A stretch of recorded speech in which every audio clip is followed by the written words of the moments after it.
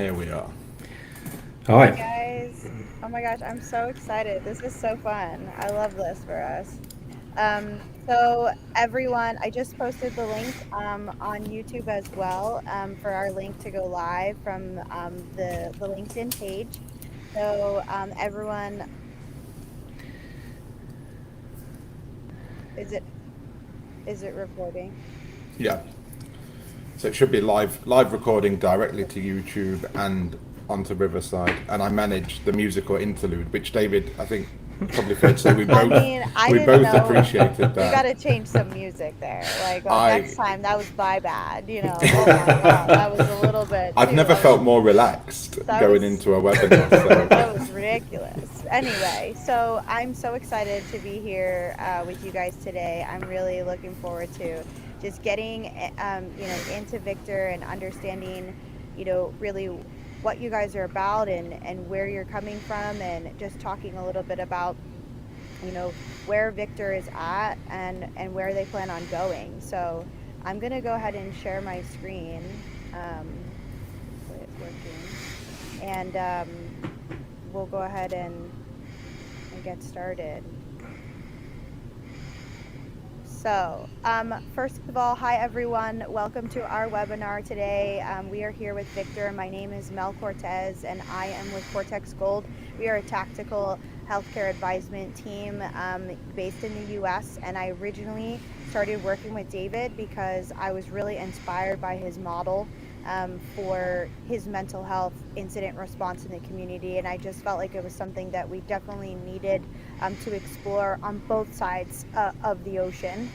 So I'm really excited to be partnering and joining them in their effort to really make a splash. And so we wanted to take this opportunity to let everybody know kind of how Victor is set up, how it works, a little bit about the service, and ways that you guys can get involved with helping us to innovate a really creative new opportunity for people to receive their proper care, right? The right person, right care. So I'm sure today with me I have Mr. Dean Malpass, who is, in my opinion, one of the greatest mental health operations guys around. And also, of course, the wonderful CEO and founder of Victor, Mr. David Boswell, whose really reputation precedes him in the security industry. And that's what made him a really good fit for me and looking for innovations, because I thought, somebody who understands the difference between a policing approach versus mental health versus security, and understanding what the asset is and who the asset is and trying to protect that. So today we're going to be going through a little bit of just what Victor is and where Victor came from. Um, you know, this, you guys can read this for yourself, but this is basically the mission and vision behind Victor.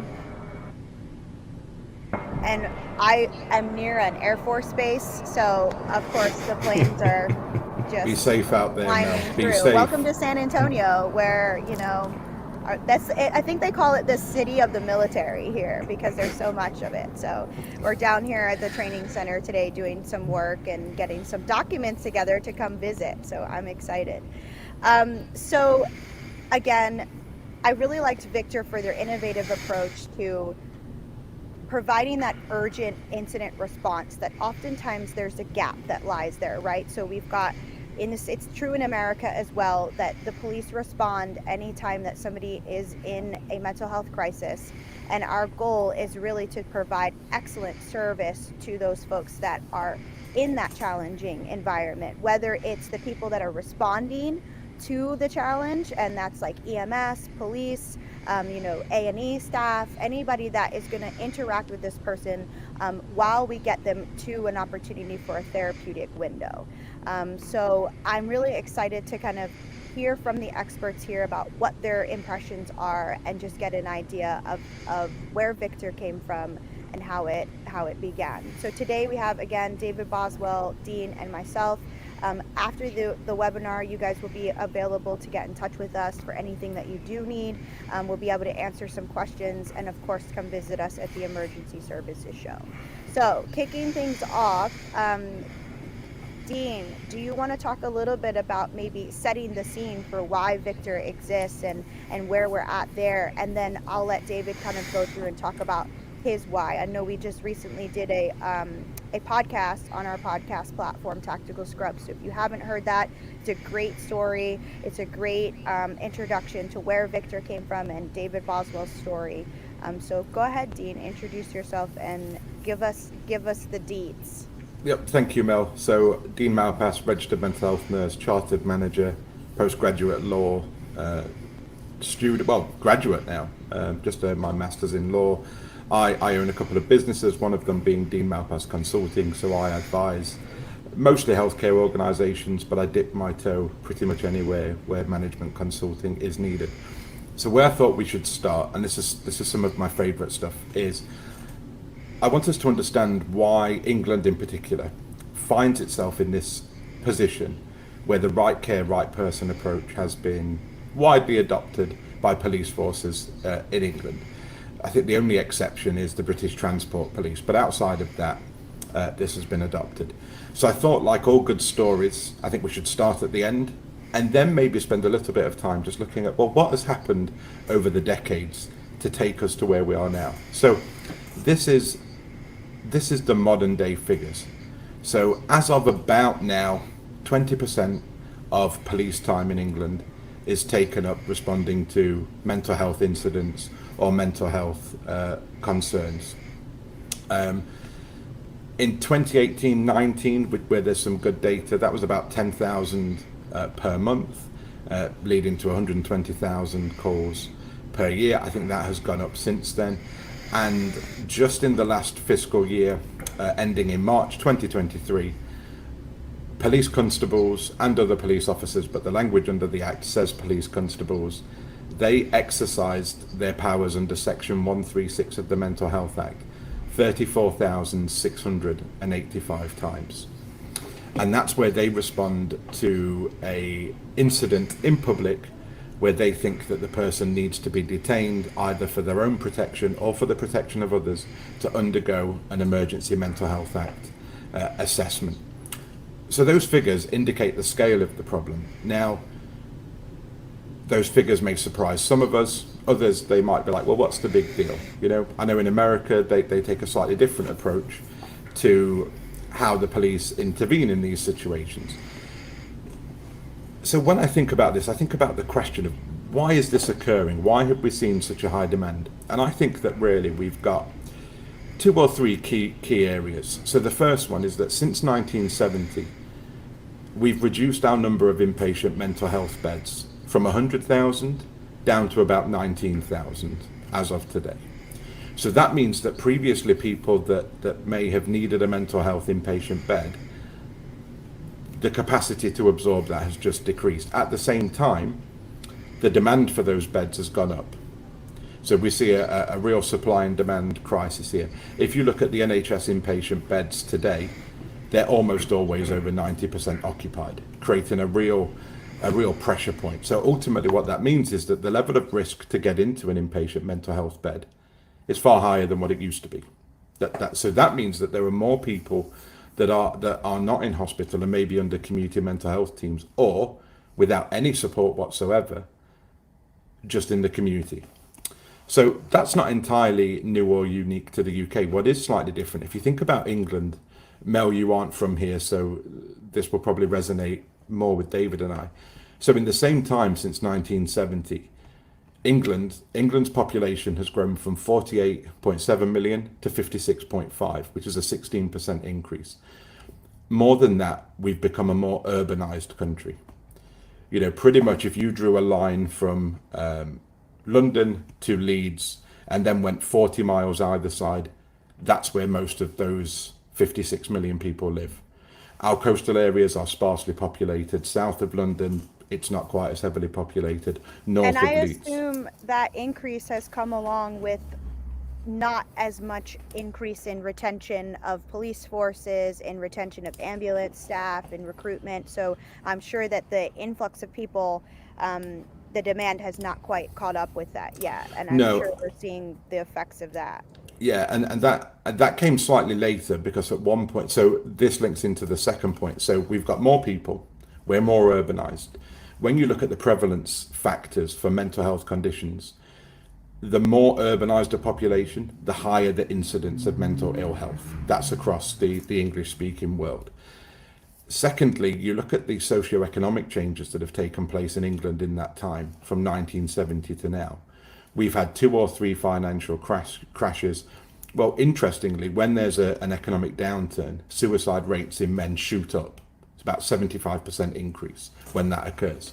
So we think about when that, we've taken away a lot of the industries and heavy industries that mostly employed men. They've gone from the 70s. We no longer really have a functioning fishing, farming, mining economy like we did. We're a more service-based economy now. So that ties in. So what's happened is that we've actually got a society that increases the prevalence of mental health conditions, and we've reduced the inpatient ability to meet the needs of those people. Ultimately, what I think, and this is just what I've been able to observe and use the evidence to come to this conclusion, we've actually created this perfect scenario where there is a need for a community-based service to help better meet the needs of people. Just because you have a mental health illness or condition or crisis doesn't mean you need to be hospitalized. And certainly in the 70s, if you went into hospital, it was seen as a long stay pathway. Well, we've changed that. We've evolved. We have many different techniques and infrastructure and mechanisms to reduce that. But ultimately, there is going to be a part of a population that presents with a high level of risk. And I think that based on these changes in England today, we've seen more of those high risks present themselves on the streets and town centres of England, and it's actually become the de facto responsibility of the police to address that. So that's probably where I would set the scene, and then hand over to David as maybe one of the ways of an innovative approach to tackle this challenge. Yeah, thank you, Dean, and thank you, Mel. I just want to say this is fantastic to finally be here, speaking to people who have a keen interest in Victor, because 2 years ago, the Victor name didn't even exist. It was just a concept, and really one through my experience with mental health, which kind of passes 10 years just about in delivering mental health transport for people, with mental illnesses and challenging behaviour, very much in the non-emergency sector of mental health. There was always this this understanding, this view is, okay, well, there are services that exist like Secure 24, that Victor is a service driven through Secure 24, that exists for all the kind of the transport needs of people, as you say, experiencing mental illness. But what about all the urgent and emergency side, what's being done there to be able to support frontline services such as the police? And my understanding is there's very little or nothing. So kind of the innovation really was, okay, well, what type of service could we build to be able to enter the market and bridge that gap, and be able to reach people in need more efficiently and be able to support frontline services better. And that's really where the creation of, Victor, started, as I say, 2 years ago now. So it's great to kind of finally be here ahead of the launch. When it comes to police, I'll just take a step back. There's 4 key areas for, where we believe Victor can have a significant impact. We've got police, we've got hospital settings, we've got ICBs, and we've got NHS ambulance trusts. But, for the webinar today, I know that the focus is very much, around the police service. So being able to reach out to police who are affecting 135 warrants, 136s, again, with our service Secure 24, we do support some of those, and I know there's other services out there today that do that. But what about the other significant impacts? Police responding to potential suicides, people in crisis, where there is no crime being committed, but because there is no viable alternative trained and available, it falls to the reserve of the police to be able to respond to those, or the ambulance service, which takes up significant hours and time when really their resources should be focused in responding to police related matters, or ambulance related matters, people who require clinical intervention at that time, when with somebody who is in crisis, experiencing challenges. The argument or the debate there would be, is a crime being committed? No. Is clinical intervention required? No. But because there is no viable alternative, it falls to the police and the ambulance service to pick that up. And I think that's really where we're entering crisis point, where there are significant pressures, and that's really where Victor comes in terms of the design around it specifically for police is where we can really start to alleviate pressures on officers, also being able to attend or conduct welfare checks on people.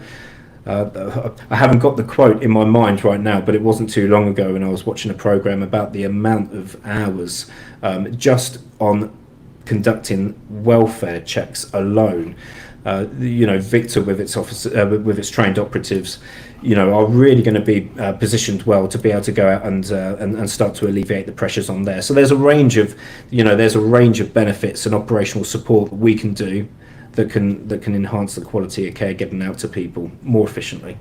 I think that's really the appeal of us starting this webinar series with policing, because ultimately the message is going to come from dispatch, right? So, police get the call that, somebody's in crisis. Maybe talk us through a little bit of, what that collaboration pathway will look like. And of course, we know that anytime you innovate something new, you're literally creating a whole vertical, right? So this is why I came into this project, because in the US, there wasn't anything that existed in bridging the gap between healthcare and security. And so I spent the time and the knowledge, learning and understanding the difference between the two and how can we create a bridge. And that's kind of where, Victor was born, out of that same need over where you were at. And so I think it's interesting to talk about, how that collaboration will work and how the folks could, utilize Victor or think about getting their departments ready to utilize Victor, because I know that a lot of this right care, right person approach is really coming from the need of trying to figure out a systemized way to offload some of the emergency services that do take care of these incidents. And we just had the announcement that the NHS, enhanced their 111 services. So now you've got probably an influx of more people that are going to need crisis intervention and some help there. And the benefit to me of Victor is the training with which the operatives have, right? So the training allows them to live in that space that doesn't exist yet between security and healthcare, and be, viable for both avenues, because we want the therapeutic window for treatment to start as soon as possible so that these people can, recover and have some sort of quality of life and it doesn't feel criminalized. So maybe talk about a little bit about how you see that coming together. And Dean just put in the chat that the police did in 2021 to 22, the Metropolitan Police did 204,000 concern for welfare checks and attended over 78,000 mental health calls. So if we look at the current police climate, police force climate in the UK, we're already stressed, due to the influx of people and some other, things that are going on dynamically within the country and the political system. So anything that we can do right now to help alleviate the stress and put our expertise there, I think is really impactful and important. So either one of you want to take a stab at, looking at how Victor would operate. And I did this, we have this really nice graphic here that just kind of outlines how it would work for the police, and then being able to come back to being ready to deploy again rapidly to assist those officers when they're on shift. Yes, it's a great graphic, Mel. I really like it, and I think those stats you just read off there from Dean's message. I'm pretty sure that was the program I was watching not so long ago. But the points 1 to 5 are really clear, and of course there's there'll be differences between police service throughout the country and the different counties that we work with. But through the discussions, what we want to get ourselves into a phase where police operators would be trained, so as calls come in, they can identify if it is a mental health crisis or a potential mental health crisis, whether that's suicide, whether that's somewhere else. You can kind of imagine somebody looking at a screen as they're sitting down there taking that call in. It comes through and it just registers as a Victor call, for want of a better way of describing it. So mental health related. Is there immediate threat to life? No. Okay, this is a Victor dispatch. So they would notify the closest Victor crew that would be operating within that county, and they would respond to that incident, conduct a dynamic risk assessment feeding back to the central control center. Whatever that incident may be, there are all sorts of different ways in which the Victor operators would need to navigate that. But let's say that it's, for the purpose of this webinar, relatively straightforward. They can feed back to the central operations, that a police presence isn't required, or no police intervention is required. And through collaboration with local hospitals and the ICBs, if that person is, obviously in distress, they can convey that person to a local crisis team, or, they could be in contact with one of the third-party contractors.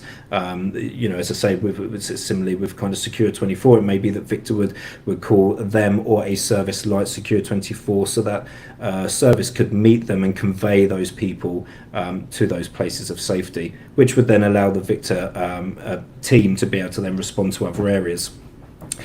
Obviously, conducting debriefs are really important in these types of things, especially with Victor, where it's such a new and innovative service. We're going to rely heavily on that data, and feedback to help to deliver the service and push that forward, and of course to share those with our stakeholders.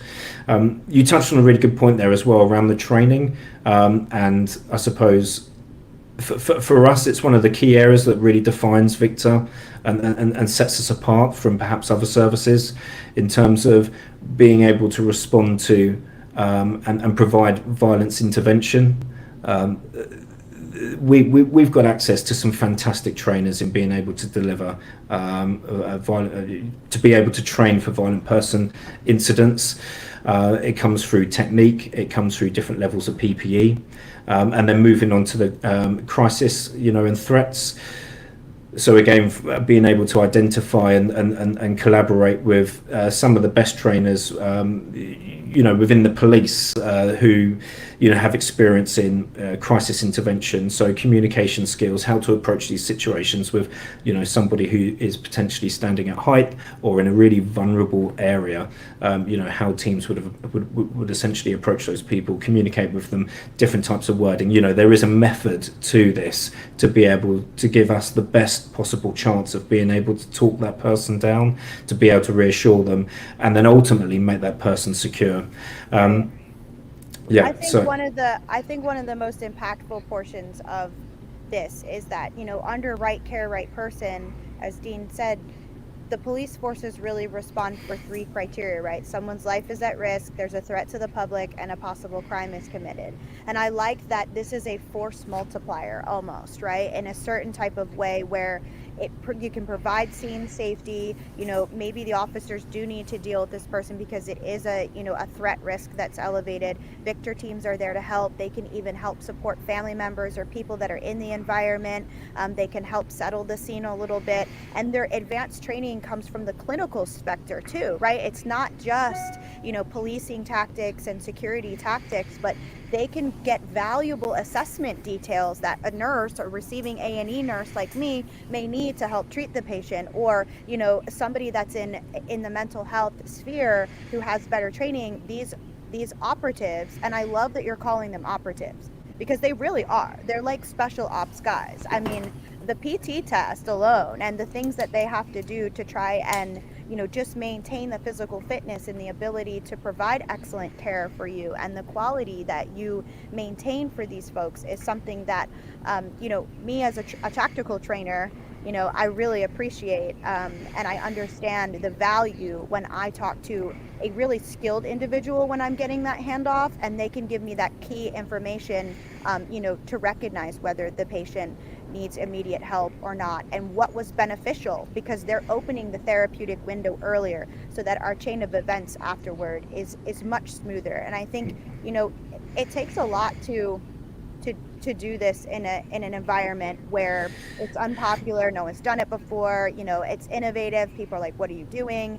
And I think that what you said is so key about you wanting to work with other services, you wanting to offer services to other organizations and agencies that are working hard. You know, I look at a lot of these police areas and talk to a lot of these commissioners and folks in the run up to my journey over there, and one of the things that they're telling me is they're tackling this in this phased approach, right? Because it is such a big project. And I think that you giving that opportunity to have the first immediate response support so that we can figure out all the back end systems things is really beneficial to all the agencies that may have this heavy lift in their back pocket that they're just not exactly sure how to navigate. At least we can keep our staff safe, keep our officers safe, and most importantly, right, for all of us, to keep our patients that are in crisis safe without it feeling like a criminalized experience. Yep. So, Very much so. we do have an opportunity for questions. If anybody would like questions, you can type them in the chat here or live on YouTube. If you want to submit some questions, you know, you can send an email to either of us. I'll drop our emails in the chat. And again, you know, if you missed the webinar, this is available to be recorded, and we will be sending it out. So it's great resources and information for you to spread through your departments and get it to the people that need to see it in order for us to have a really innovative approach to this. And we will be at the Emergency Services Show, which is why I'm coming over there. Guys, it's raining and cold today. I think that everyone knows that I need English weather so I don't get shocked on my way there.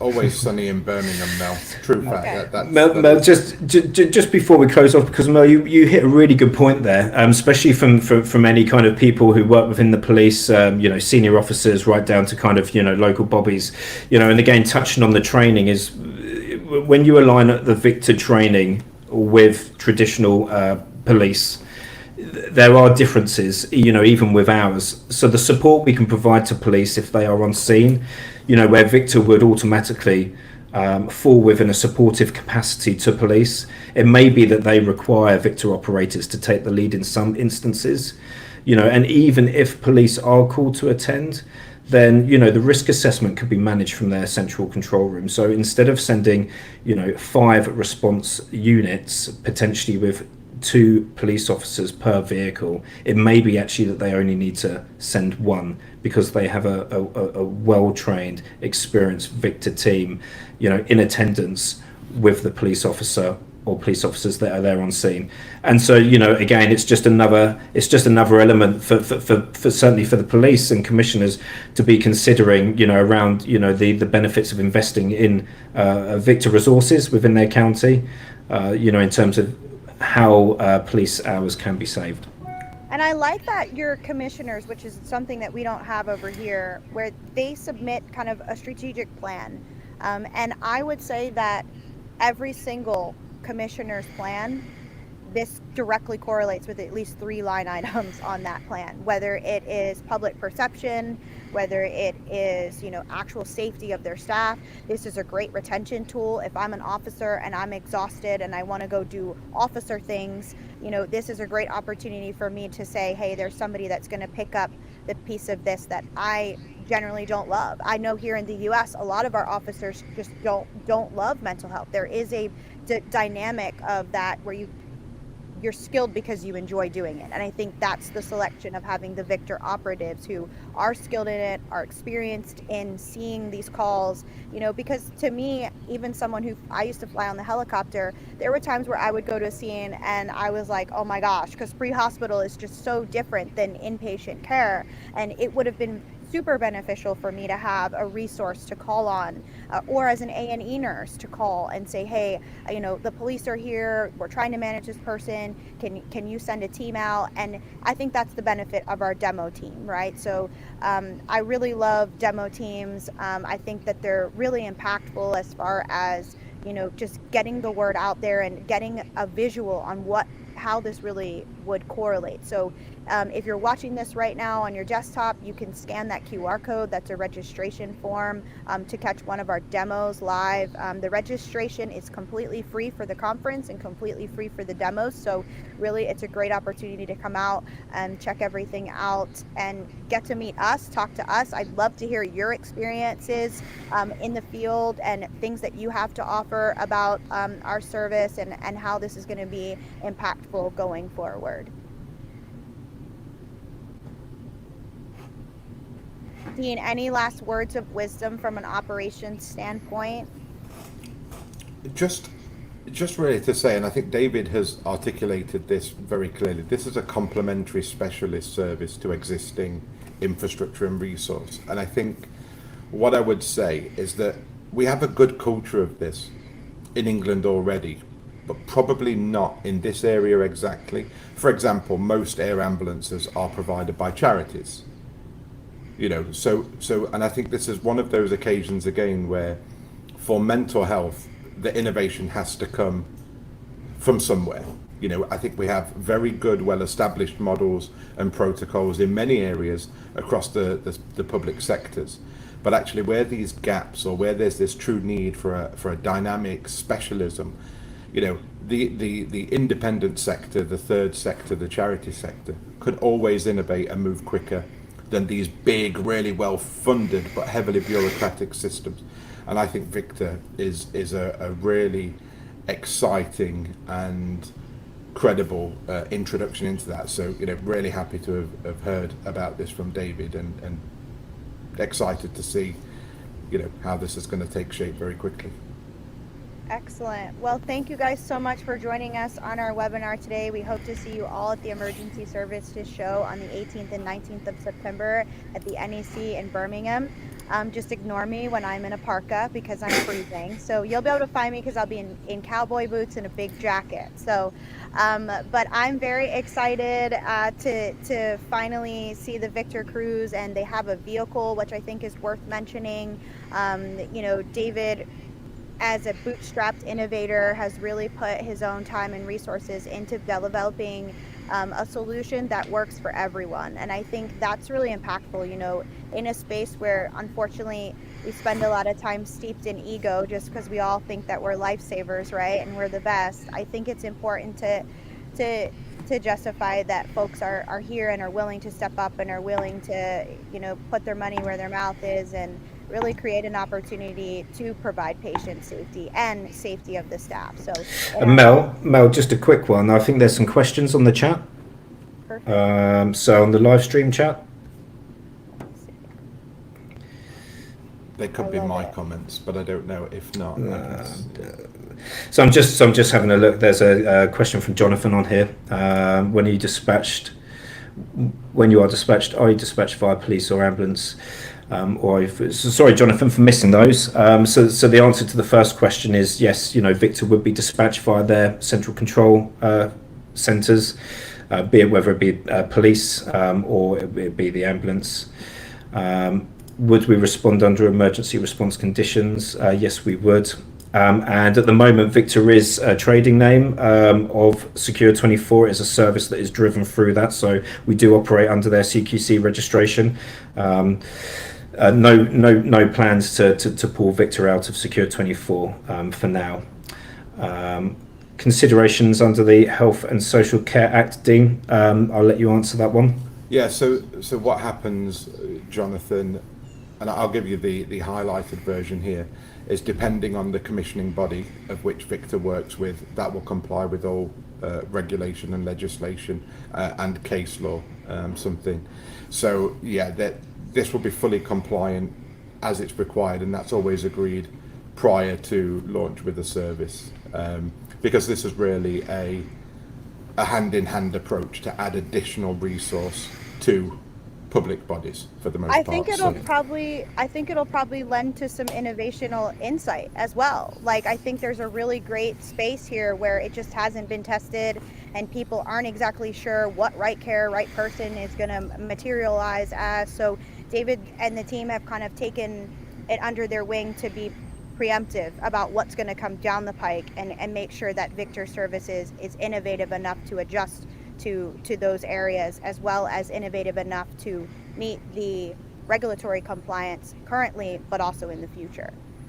Yep. And some Victor activity will fall very much under the Health and Social Care Act. Some of it won't, just depending on the type of service that's being provided. And I think that dynamic flexibility is a real strength.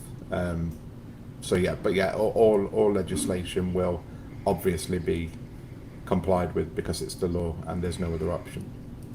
Yeah, absolutely. And then there's a last question here from Jonathan, just saying that will Victor comply with the restraint reduction network, which we were talking about this yesterday, actually, Mel and Dean. Restraint reduction network, the principle there is all about least restrictive practice, least restrictive intervention, and that's first and foremost. I think the understanding that Mel, you said pre-hospital care, some of the incidents that Victor will be responding to. So the restraint reduction network, my understanding, is very firmly within hospital settings.